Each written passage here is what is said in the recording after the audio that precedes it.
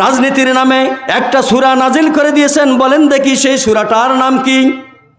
সূরা আল মুলক। মাশাআল্লাহ, আল্লাহ সুবহানাহু ওয়া তাআলা রাষ্ট্রের নামে একটা সূরা নাজিল করে দিয়েছেন। সূরার নাম কি?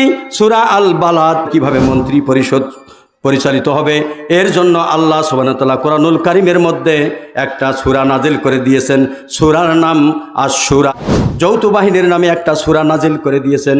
সূরাটার নাম হলো সূরা আহজাব।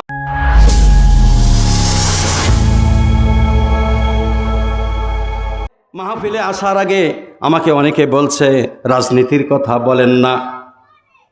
অনেক লোক আমাকে আগে বলছে রাজনীতির কথা বলেন না বাবা। আর আল্লাহ সুবহানাহু তাআলার প্রতিনিধি বিশ্বনবী মুহাম্মদ রাসূলুল্লাহ ঘোষণা করে গিয়েছেন যে তোমরা সমাজে যখন যে প্রেক্ষাপট, যখন যে পরিবেশ দেখা দেবে, সেই পরিবেশের ওপর আমার কোরআনুল কারীমের আয়াত বের করে সেখান থেকে মানব সভ্যতাকে অন্ধকার থেকে সঠিক পথ দিক নির্দেশনা দেওয়ার জন্য আমি রব্বুল আলামিনের দেখানো পথের কথাগুলো মানুষের কাছে পৌঁছে দেবে। ঠিক কিনা? সম্মানিত হাজরিন, কিন্তু বাস্তবে আমরা করি না, এটা করতে চাই না। কেননা কোরআনের মধ্যে রাজনীতির কথা নাই। কোরআনের মধ্যে রাজনীতির কথা আছে? নাই। আছে? মাশাআল্লাহ, আমার শ্রোতারা বোঝা যাচ্ছে যে আল্লাহর কোরআন তারা স্টাডি রাখেন, অধ্যয়ন করেন।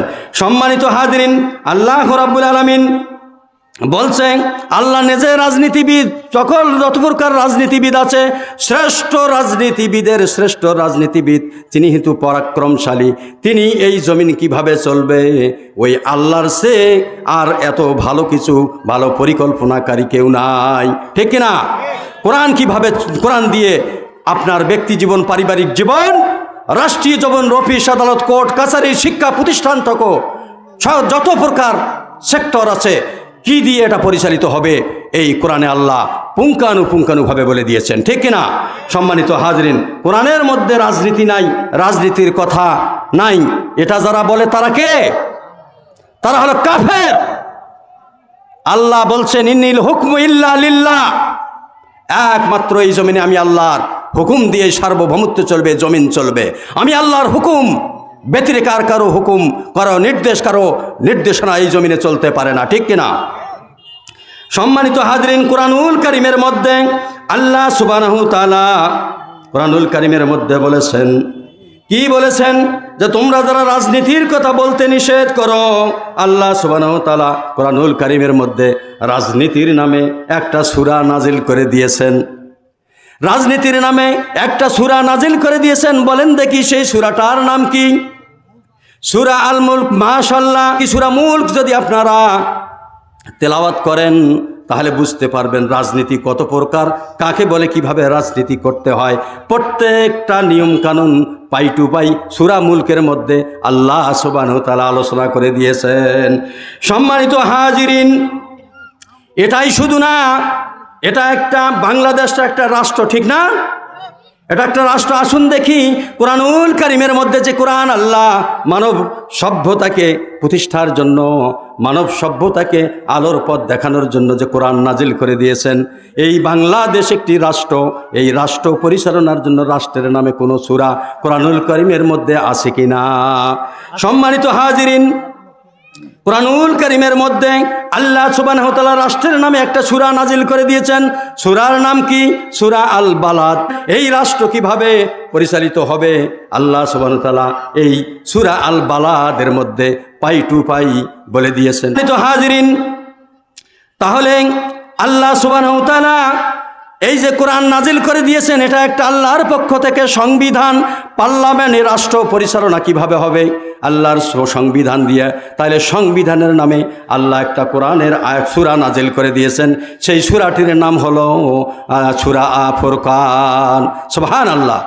তাহলে সংবিধান দিয়ে পার্লামেন্ট কিভাবে চলবে, পার্লামেন্টে কতজন কর্মচারী থাকবে, কর্মচারীদের কাজ কি হবে, তাদের নির্দেশনা কি হবে, পার্লামেন্ট কিভাবে কোরআন দিয়ে চললে পার্লামেন্ট সুসজ্জিত হবে, পার্লামেন্ট থেকে আল্লাহর বিধান রাষ্ট্র সমাজ ব্যবস্থাকে পরিবর্তন করে দেবে।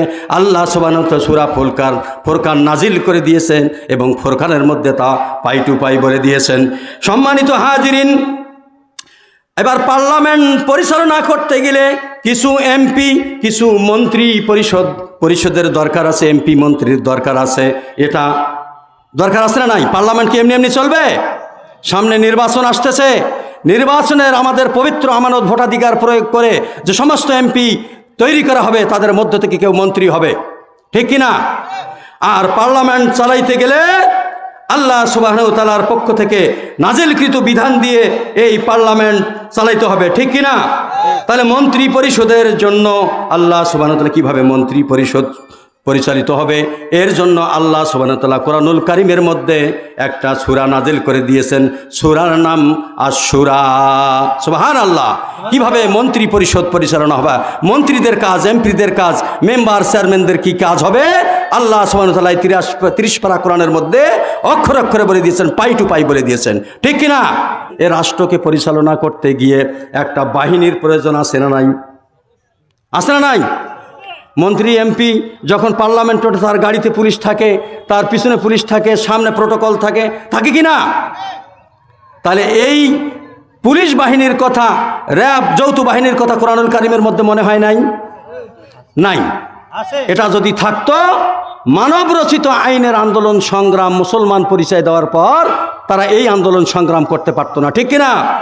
সম্মানিত হাজিরিন, তাহলে আল্লাহ তাআলা প্রশাসনের নামে, যৌথ বাহিনীর নামে একটা সূরা নাজিল করে দিয়েছেন। সূরাটার নাম হলো সূরা আহজাব। সুবহানাল্লাহ। এই বাহিনী কিভাবে পরিচালিত হবে, বাহিনী কিভাবে মানুষকে, মন্ত্রী পরিষদ থেকে সাধারণ জনগণকে, প্রত্যেকটা পরিবারকে কিভাবে নিরাপত্তা দেবে, আল্লাহ সুবহানাহু ওয়া তাআলা সুন্দর করে সূরা আহজাবের মধ্যে বলে দিয়েছেন। সুবহানাল্লাহ। সম্মানিত হাজিরিন, পার্লামেন্টে যারা ক্ষমতায় থাকে তারা কোন দল বলেন তো? তারা হলো সরকারি দল। সরকারি দল শুধু সব ভালো কাজ করে, তারা কি ভুল করে না? তারা কি ভুল করে না? তাদের ভুল ধরার জন্য লোক থাকা দরকার আছে কি না? আছে। আল্লাহ সুবহানাহু ওয়া তাআলা যারা ভুল ধরে, তাদের নাম, যারা ক্ষমতায় থাকে সেটা হলো সরকারি দল, আর তাদের ভুল যারা ধরে সেটা হলো বিরোধী দল। তাহলে পার্লামেন্টে একটা বিরোধী দলের দরকার আছে কি না? সম্মানিত হাজিরিন, তাহলে পার্লামেন্টে বিরোধী দল থাকার যেহেতু প্রয়োজন আছে, আল্লাহ তাআলা বিরোধী দলের নামে একটা সূরা নাজিল করে দিয়েছেন এই কোরআনুল কারীমের মধ্যে। সুবহানাল্লাহ। সূরাটির নাম হলো সূরা মুজদালা। সূরা মুজাদালা আল্লাহ নাজিল করে দিয়ে বলেছেন, পার্লামেন্টে যারা রাষ্ট্র ক্ষমতায় থাকবে তাদেরকে সংশোধনী দেওয়ার জন্য আমি আল্লাহ তাআলা এই সূরা যদি তোমরা পড়ো, তেলাওয়াত করো, জানতে পারবে কিভাবে সরকারি দলের সঙ্গে তোমাদেরকে কথা বলতে হবে। সুবহানাল্লাহ বলবেন না? সম্মানিত হাজিরিন, তাহলে বিরোধী দলের নামেও আল্লাহ সুবহানাহু ওয়া তাআলা একটা সূরা নাজিল করে দিয়েছেন। এটাই শুধু আল্লাহ তাআলা বলেন নাই, আল্লাহ সুবহানাহু ওয়া তাআলা, আমরা যে সামনে নির্বাচন এসেছে, নির্বাচনে আমরা কি করি? সমাবেশ করি। সমাবেশ করি না? বলেন।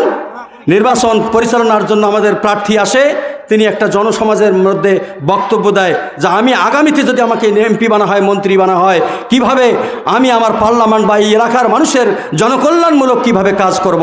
আল্লাহ সুবহানাহু ওয়া তাআলা সে নামেও, সেই সমাবেশের নামেও, এবং হাসরের ময়দান যে আরেকটা সমাবেশ হবে, সে সমাবেশের নাম কি বলেন তো? মহাসমাবেশ। সুবহানাল্লাহ। আল্লাহ সুবহানাহু ওয়া তাআলা সেখানের মহাসমাবেশের জন্য একটা সূরা নাজিল করে দিয়েছেন, সূরার নাম জুমআ। সুবহানাল্লাহ। তাহলে কোরআনের মধ্যে রাজনীতি নাই, কোরআন দিয়ে জীবন পরিচালনা হবে, পরিবার পরিচালনা হবে, সমাজ পরিচালনা হবে, রাষ্ট্র পরিচালনা হবে, অফিস আদালত কোর্ট কাছারি পরিচালনা হবে।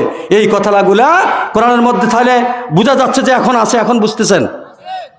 সম্মানিত উপস্থিতি, আজকে মানব সভ্যতা, মাওলানা সাহেব যখন স্টেজে ওঠে আগে বলায় হুজুর রাজনীতির করা বলবেন না, এরা হলো আবু জেহেলের গোষ্ঠী। তখন আবু জেহেলের অনুসারী ছিল, এখনও আছে।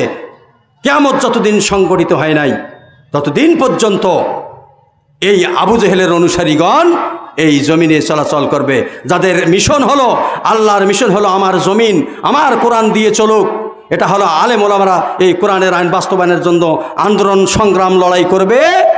আর কাফের মুশরিকদের মিশন হলো, তারা কি করবে? আল্লাহর এই জমিনে তাগুত শক্তিকে বাস্তবায়ন করার পর যত প্রকার পরিকল্পনা ষড়যন্ত্র, তাদের মিশন হলো এটা, ঠিক কিনা? আবু জেহেলের মিশন, ঠিক বলছি?